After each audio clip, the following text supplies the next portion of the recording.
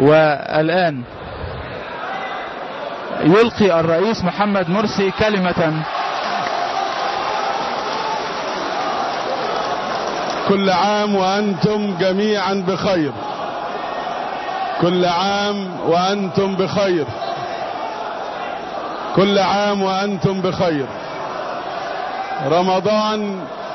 رمضان شهر الخير والبركة، رمضان شهر المغفرة والرضوان، رمضان شهر العمل والإنتاج، كما هو شهر الصيام والعبادة والقيام وتلاوة القرآن.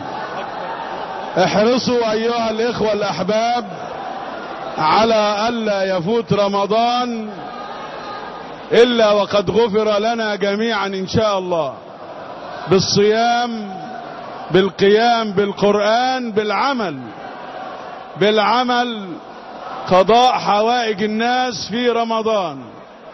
كل سنة وانتم طيبين.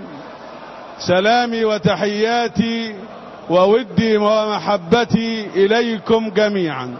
كل عام وأنتم بخير. بلغوا كل سلام إلى كل من يسمع ومن لم يسمع، إلى الحاضرين وإلى الغائبين. كل عام وأنتم بخير.